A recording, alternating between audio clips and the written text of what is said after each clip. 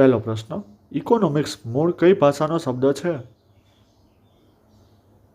એ Greek, બી Latin, C Sanskrit કે D અંગ્રેજી?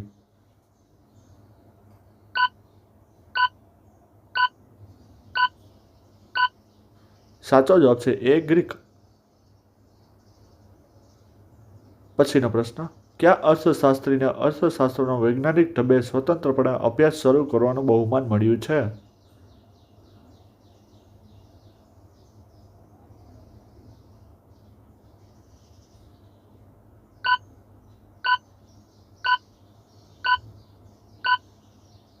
સાચો જવાબ છે એ એડમ સ્મિથ.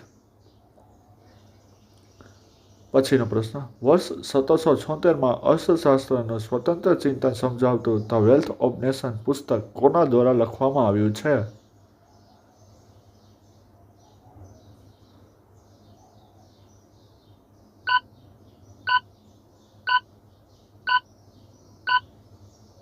સાચો જવાબ છે સી એડમ સ્મિથ. પછીનો પ્રશ્ન, ભીમબેટકાની ગુફાઓ ક્યાં આવેલી છે? એ મહારાષ્ટ્ર, બી ઓરિસ્સા, સી મધ્યપ્રદેશ કે ડી બિહાર?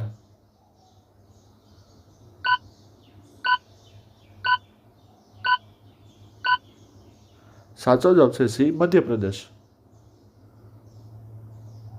પછીનો પ્રશ્ન, ભારતમાં પાષાણ યુગના જૂના ચિત્રો કઈ ગુફામાંથી મળી આવ્યા છે? એ અજંતાની, બી ઇલોરાની, સી મધ્યપ્રદેશના ભીમબેટકાથી કે સી બાઘની?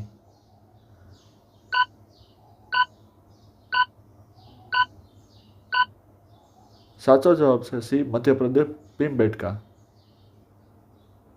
પછીનો પ્રશ્ન, કયા સમ્રાટની માહિતી માટે હાથી ગુફાનો શિલાલેખ પ્રાથમિક સ્ત્રોત છે?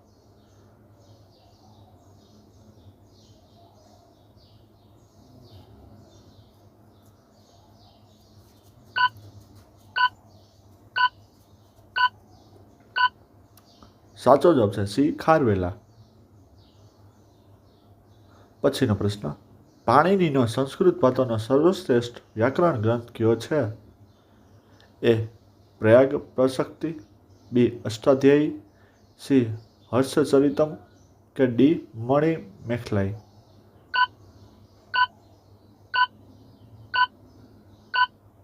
સાચો જવાબ છે બી અષ્ટાધ્યાયી. પછીનો પ્રશ્ન, મૈત્રક વંશવાળીનો ઇતિહાસ લગભગ એકલા તેઓના ખાલી જગ્યામાંથી મળી રહે છે? એ પામરપત્રો, બી પુરાતત્વીય અવશેષો, સી સિક્કાઓ કે ડી એક પણ નહીં?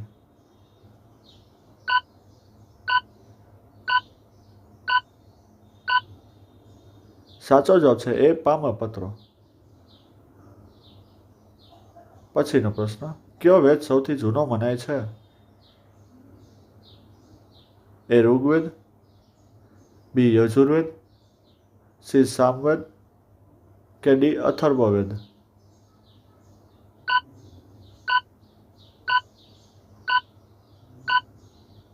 સાચો જવાબ છે એ ઋગ્વેદ. પછીનો પ્રશ્ન, ભારતીય સાહિત્યના પ્રાચીનતમ પુસ્તકનું નામ જણાવો. એ સામવેદ, બી ઋગ્વેદ, સી યજુર્વેદ કે ડી અથર્વવેદ?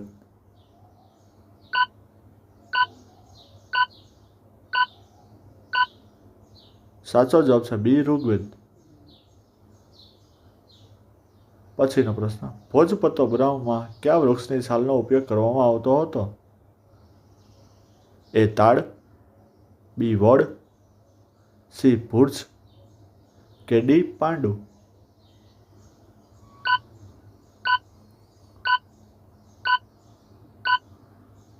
સાચો જવાબ છે સી ભુર્જ. પછીનો પ્રશ્ન, સૌથી મોટા ઉપનિષદનું નામ આપો. એ બૃહદારણ્ય, બી ઈશાવાસ્ય, સી કેનો ઉપનિષદ કે ડી એક પણ નહીં?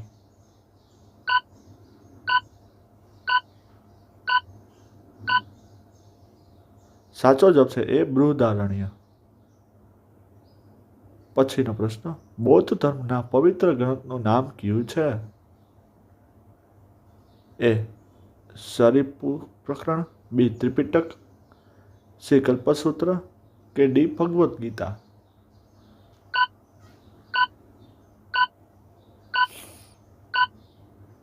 સાચો જવાબ છે બી ત્રિપિટક. પછીનો પ્રશ્ન, સાચા અર્થમાં પ્રાચીન ભારતનો સૌપ્રથમ ઐતિહાસિક ગ્રંથ કયો ગણાય છે? એ હર્ષચરિત, બી પૃથ્વીરાજ રાસો, સી રાજતરંગિણી કે વિક્રમદેવ ચરિત?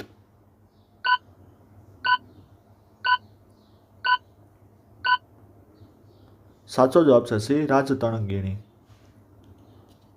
પછીનો પ્રશ્ન, રાજતરંગિણીના ગ્રંથના રચયિતા કોણ છે? એ બિલ્હણ, બી મેરુતંગ, સી કલહણ કે ડી કાલિદાસ?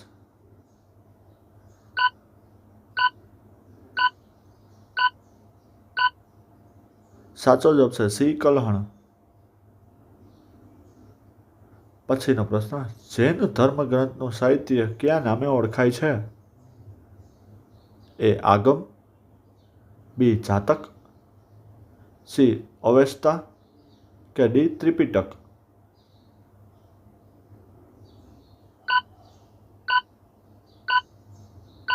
સાચો જવાબ છે એ આગમ. પછીનો પ્રશ્ન, કયું પુરાણ સૌથી પ્રાચીન હોવાનું મનાય છે? એ વિષ્ણુ પુરાણ, બી ગરુડ પુરાણ, સી મત્સ્ય પુરાણ કે ડી ભગવદ પુરાણ?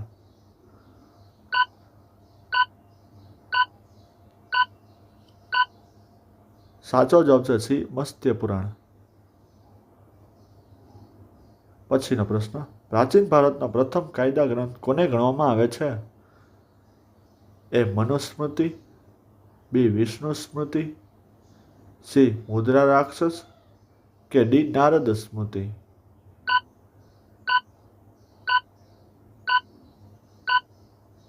સાચો જવાબ છે એ મનુસ્મૃતિ. પછીનો પ્રશ્ન, સંગમ સાહિત્યની રચના કઈ ભાષામાં કરવામાં આવી હતી? એ તેલુગુ, બી સંસ્કૃત, સી તમિલ કે ડી મલયાલમ?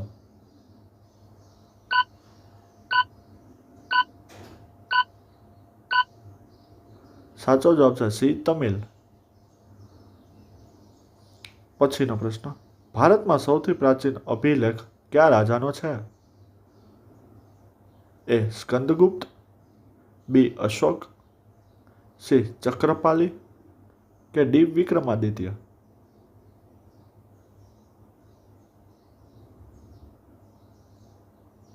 સાચો જવાબ છે બી અશોક.